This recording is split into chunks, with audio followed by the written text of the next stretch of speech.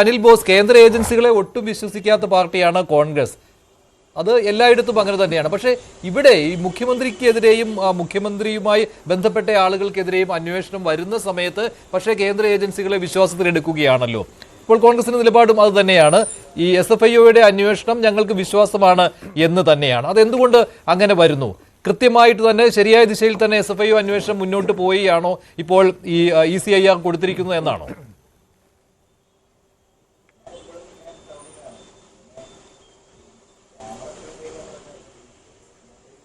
മഞ്ജുഷേ കേൾക്കാമോ? അനിൽ കേൾക്കാം. കേൾക്കാമോ? കേൾക്കാം കേൾക്കാം.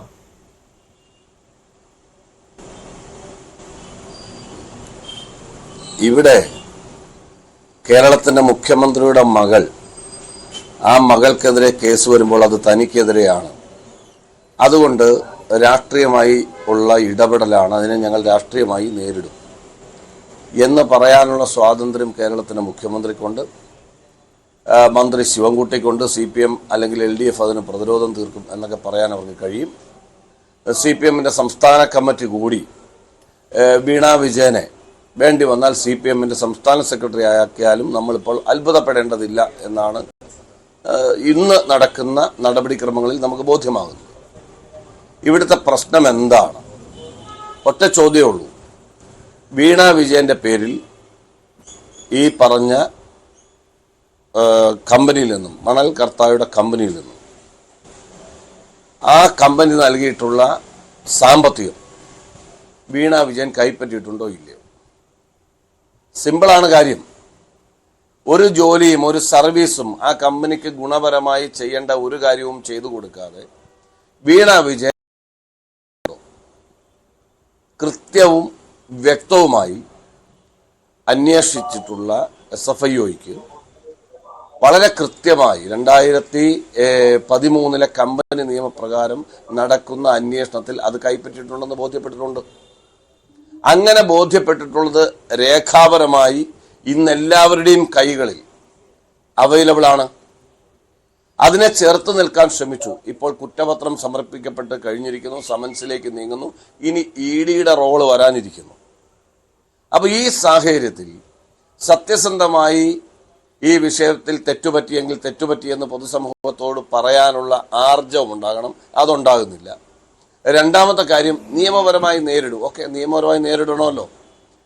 അനധികൃതമായി കൈപ്പറ്റിയ പണത്തിന്റെ പേരിൽ കേസും കുറ്റപത്രവും തുടർ നടപടികളും വരുമ്പോൾ ഇതിൻ്റെ അകത്ത് സെക്ഷൻ 447, 448 അത് രണ്ടും നോക്കിയാൽ മതി. ഇതിൻ്റെ അകത്ത് പ്രതിയായിട്ടുള്ള വീണ വിജയന് 6 വർഷം മുതൽ 10 വർഷം വരെ തടവ് വിധിക്കാൻ കഴിയുന്ന, എത്ര രൂപ കൈപ്പറ്റിയോ അതിൻ്റെ 3 ഇരട്ടി തിരിച്ചടയ്ക്കാനുള്ള പെനാൽറ്റി അടയ്ക്കേണ്ടി വരുന്ന വകുപ്പുകൾ ഇട്ടിട്ടുള്ള കേസാണ് ചാർത്തപ്പെട്ടിരിക്കുന്നത്. അത്തരമൊരു കേസിൽ പിണറായി വിജയനെ ആക്രമിക്കാനാണ് എന്ന് പറഞ്ഞാൽ, പിണറായി വിജയനെ ആക്രമിക്കാനുള്ള ഒരു ആരോപണമാണെങ്കിൽ ആരോപണമാണെന്ന് പറയാം. എപ്പോൾ? വീണ വിജയൻ പണം കൈപ്പറ്റിയിട്ടില്ലായിരിക്കണം, അതിന് രേഖകളില്ലാതിരിക്കണം. ഇവിടെ ഇതെല്ലാം പ്രൂവ് ചെയ്യപ്പെട്ട് കഴിഞ്ഞിരിക്കുന്നു. താങ്കൾ ചോദിക്കുകയാണ് കേന്ദ്ര ഏജൻസികളെ കോൺഗ്രസ് കേന്ദ്ര ഏജൻസികളെ കോൺഗ്രസ് ഉൾക്കൊള്ളാതിരിക്കുന്നില്ല. ഇന്ത്യയിലെ ഏത് അന്വേഷണത്തെയും അന്വേഷണ ഏജൻസികളെയും റെസ്പെക്ട്ഫുൾ ആയി കാണുന്നവരാണ് കോൺഗ്രസുകാർ. അതിനൊന്നും നമുക്കാർക്കും തർക്കം വേണ്ട. നിങ്ങൾ അങ്ങനെ ദുർവ്യാഖ്യാനം ചെയ്യണ്ട. മഞ്ജുഷിനോട്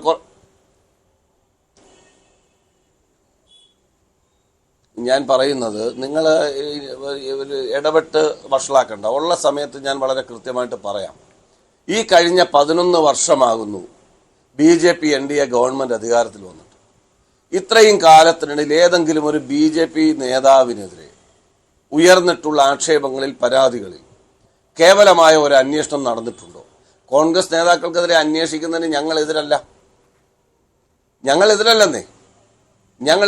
ഇപ്പൊ ചിദംബരത്തിന്റെ കേസെടുത്താൽ, ചിദംബരത്തിന്റെ കേസെടുക്കുമ്പോൾ പറഞ്ഞു ഇത് അടിസ്ഥാനരഹിതമാണ്. അതിനുശേഷം അദ്ദേഹത്തെ അറസ്റ്റ് ചെയ്യുന്നതിന് വേണ്ടി തുറന്നിട്ട ഗേറ്റ് കിടക്കെ മതിൽ ചാടിക്കിടന്ന് അറസ്റ്റ് ചെയ്യുന്ന നാടകം. അത്തരം നടപടികളാണ് ദുർവ്യാഖ്യാനം ചെയ്യുന്നു, അല്ലെങ്കിൽ ദുരുപയോഗം ചെയ്യുന്നു ഏജൻസികളെ എന്ന് പറയാൻ കാരണം. ഇന്ത്യയുടെ ഹോം മിനിസ്റ്റർ ആയിട്ടുള്ള, ഇന്ത്യയുടെ ഫിനാൻസ് മിനിസ്റ്റർ ആയിട്ടുള്ള ഒരാൾ ആ കേസുമായി സഹകരിക്കാതെ ഒളിച്ചോടിപ്പോയാൽ നമുക്ക് മനസ്സിലാവും അയാളെ പിടിച്ചോണ്ട് വരാൻ പോകണം. അദ്ദേഹം വളരെ കൃത്യമായി രേഖാപരമായി നമ്മൾ എഴുതി കൊടുക്കുകയാണ്, നിങ്ങളുടെ ചോദ്യം ചെയ്യലിന്, നിങ്ങളുടെ അന്വേഷണത്തിന്, ഏത് പരിശോധനയ്ക്കും ഞങ്ങൾ റെഡിയാണ്, ഞാൻ ഇത്ര മണിക്ക് ഹാജരാകാം എന്ന് പറയുമ്പോൾ ആ ഹാജരാകാമെന്ന് പറയുന്ന ഒരാളുടെ വീട് മതിൽ ചാടി കടന്ന് ഒരു നാടകം സൃഷ്ടിക്കുമ്പോൾ അതിനെ രാഷ്ട്രീയമായി നമ്മൾ പറയും. പിന്നീട് വന്നിട്ടുള്ള സ്റ്റെപ്പുകൾ നിങ്ങൾ നോക്കൂ. ഇപ്പൊ DK ശിവകുമാറിനെതിരെ കേസെടുത്തു. DK ശിവകുമാറിനെ രാഷ്ട്രീയമായി വേട്ടയാടുകയാണ് എന്ന് ഞങ്ങൾ പറഞ്ഞു. രാഷ്ട്രീയമായി വേട്ടയാടുകയാണ് എന്ന് ബോധ്യപ്പെടുന്നതാണ് പിന്നീട് ഈ എൻഫോഴ്സ്മെന്റ് ഡയറക്ടറേറ്റ് കോടതിയിൽ നിന്ന് വന്നിട്ടുള്ള നടപടിക്രമങ്ങൾ. ഇതല്ല, അതിനെയും ഇതിനെയും കൂട്ടിക്കുഴയ്ക്കരുത്. ഇത് റിട്ടേണായി നമ്മുടെ കയ്യിൽ ബാങ്കിങ് രേഖകളും കമ്പനി രേഖകളും പ്രകാരം വീണ വിജയൻ പണം കൈപ്പറ്റിയിരിക്കുന്നു എന്നതിന് രേഖകളുണ്ട്. ആ രേഖകളുടെ അടിസ്ഥാനത്തിൽ, തെളിവുകളുടെ അടിസ്ഥാനത്തിലാണ് നമ്മളിപ്പോൾ സംസാരിക്കുന്നത്. പണം കൊടുത്തെന്നുള്ളതിനും കൈപ്പറ്റിയെന്നുള്ളതിനും രേഖകൾ ഉണ്ടായിരിക്കെ അതിന് ഇവർക്ക് മാറ്റാൻ കഴിയുന്നതല്ല, അവർക്ക് തിരുത്താൻ കഴിയുന്ന കാര്യമല്ല. അപ്പം ഇവിടെ നമ്മൾ എന്തുകൊണ്ടാണ് കോടിയേരി ബാലകൃഷ്ണന്റെ സമീപനം സ്വീകരിക്കണമെന്ന് പറയുന്നത്? കോടിയേരി ബാലകൃഷ്ണന്റെ മകനും പിണറായി വിജയന്റെ മകളും ഏതൊരച്ഛനും മക്കൾ വലുത് തന്നെയാണ്. കാക്കയ്ക്കും തൻകുഞ്ഞ് പൊൻകുഞ്ഞ്, ആ കാര്യത്തിൽ തർക്കമൊന്നും വേണ്ട. അവിടെ കോടിയേരി ബാലകൃഷ്ണൻ തൽസ്ഥാനത്തുനിന്ന് മാറി നിൽക്കുന്നു. മകൻ കേസിനെ നേരിടുമെന്ന് പറയുന്നു.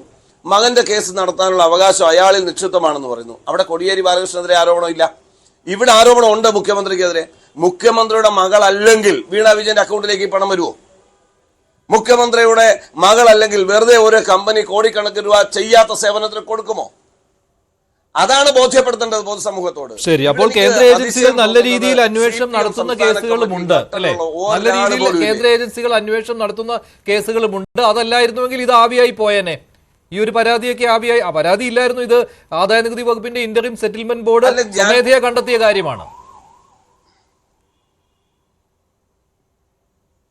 അല്ല, ഞാൻ പറയുന്നത് കേരളത്തിലെ പോലീസ് ആണെങ്കിലും, ഇപ്പൊ പിണറായി വിജയനാണല്ലോ കേരളത്തിലെ ആഭ്യന്തര വകുപ്പ് മന്ത്രി. പിണറായി വിജയനാണെങ്കിലും ഇവിടുത്തെ പോലീസ്, വിജിലൻസ്, അതുപോലെ തന്നെ സെൻട്രൽ ഏജൻസികളിൽ പ്രധാനമന്ത്രി ആരിരുന്നാലും ഏജൻസികളും ആ സ്ഥാനത്തിരിക്കുന്നവരും ഒക്കെ മിടുക്കന്മാരാണ്. പക്ഷെ അവരെ സ്വതന്ത്രമായി പ്രവർത്തിക്കാൻ അവസരം കൊടുത്താൽ അവർ സത്യസന്ധമായി ജോലി ചെയ്യും. ബിനാമികളെ വെച്ച് കാര്യങ്ങൾ, ഓരോ ഉദാഹരണം നോക്കൂ. തൃശ്ശൂര് കേരളത്തിലെ ഗവൺമെന്റിന്റെ ഏറ്റവും ഉയർന്നൊരു പോലീസ് ഉദ്യോഗസ്ഥൻ രാഷ്ട്രീയ പാർട്ടികളുടെ മീഡിയേറ്ററായി പ്രവർത്തിക്കുന്നത് നമ്മൾ കണ്ടു. അറിയാമല്ലോ തൃശ്ശൂർ പൂരവും അനുബന്ധ സാഹചര്യങ്ങളും. ഞാൻ അതിലേക്ക് പോകുന്നില്ല. അതിലേക്ക് പോയാൽ ഇത് വേറെ ഡൈവേർട്ട് ചെയ്തു പോകും. അതിൽ തടി ഊരിപ്പോകാൻ പോകുന്ന വീണ വിജയനും CPM-ഉമാണ്. അതുകൊണ്ട് ഞാൻ അതിലേക്ക് പോകുന്നില്ല. ഇവിടെ എന്തുകൊണ്ട് CPIയുടെ ബിനോയ് വിശ്വത്തിന്റെ സ്റ്റേറ്റ്മെന്റ് കേട്ടിട്ട് കുളിര് കോരുന്ന ആളൊന്നും അല്ല ഞാൻ. ബിനോയ് വിശ്വം അങ്ങനെ നട്ടലുള്ള നിലപാടൊന്നും എടുക്കുന്ന ആളല്ല. അങ്ങനെ ഒരു ഘട്ടത്തിലും എടുത്തിട്ടില്ല. അദ്ദേഹം ആകെ എടുത്ത ഇസ്മയിലിനെ പുറത്താക്കി എന്നുള്ളതാണ്.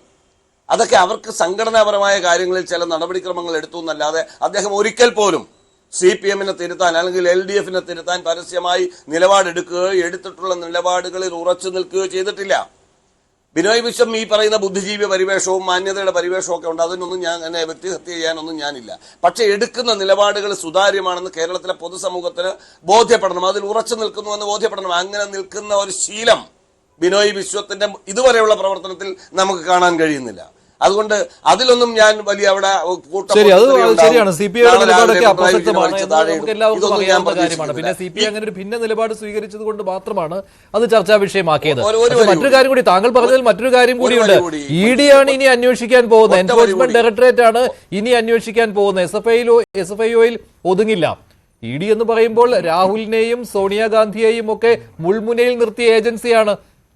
അതിനെ കോൺഗ്രസിന് ഒരിക്കലും അംഗീകരിക്കാൻ പറ്റില്ലല്ലോ.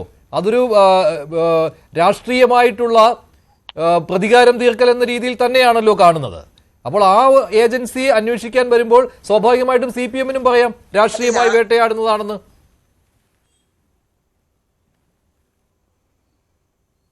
അല്ല, ഞാൻ പറയട്ടെ, നമുക്ക് ആർക്കും എന്തും പറയാമെന്ന്. CPM-ന് പറയാം, കോൺഗ്രസിന് പറയാം, BJPക്ക് പറയാം. ഇവിടുത്തെ പ്രശ്നം ഞാൻ കൃത്യമായി ചൂണ്ടിക്കാണിച്ചു. രാഹുൽ ഗാന്ധിക്കെതിരെ നിങ്ങൾ എൻഫോഴ്സ്മെന്റ് ഡയറക്ടറേറ്റ് ഒരു കേസെടുക്കുമ്പോൾ അതിന്റെ ഡോക്യുമെന്ററി എവിഡൻസ് അത് നമ്മുടെ മുൻപിൽ സബ്മിറ്റ് ചെയ്യുമ്പോൾ, അതായത് ഇതെല്ലാം രേഖകളായി വരണമല്ലോ. ആ രേഖകളായി വരുമ്പോൾ അത് സ്റ്റാൻഡ് ചെയ്യപ്പെടണം. അങ്ങനെ സ്റ്റാൻഡ് ചെയ്യപ്പെടുന്നുണ്ടെങ്കിൽ രാഹുൽ ഗാന്ധിക്കെതിരെ കേസെടുത്തോട്ടെ. ഞങ്ങൾക്ക് എന്താ തർക്കം? ഞങ്ങൾക്ക് തർക്കമൊന്നുമില്ല ആ കാര്യത്തിൽ. ഇവിടെ കൃത്യമായ ഡോക്യുമെന്ററി എവിഡൻസ് ഇരിക്കുകയാണ്. മനസ്സിലായില്ലേ? അത് രാഷ്ട്രീയ പ്രേരിതമെന്ന് പറയാൻ കഴിയില്ല. പണം എണ്ണി മേടിച്ച പണം എങ്ങനെയാ രാഷ്ട്രീയ പ്രേരിതം എന്ന് പറയുന്നത്? ആരോപണമാണെന്ന് പറയുന്നത് എങ്ങനെയാ? അദ്ദേഹം വീണ വിജയൻ 5 കോടി രൂപ വാങ്ങിച്ചു എന്ന് കേൾക്കുന്നു എന്നൊരു രാഷ്ട്രീയ നേതാവ് പറഞ്ഞാൽ അതൊരു ആരോപണമാണ്. അല്ലെങ്കിൽ ഏതെങ്കിലും വ്യക്തികൾ ആരോപണമായി പരാതി ഏതെങ്കിലും പോലീസ് സ്റ്റേഷനിലോ കോടതിയിലോ കൊടുത്താൽ അത് ഒരു ആരോപണമാണെന്ന് നമുക്ക് പറയാം. ഇതെങ്ങനെ ആരോപണമാണെന്ന് പറയുന്നത്? ശരിയാണ്.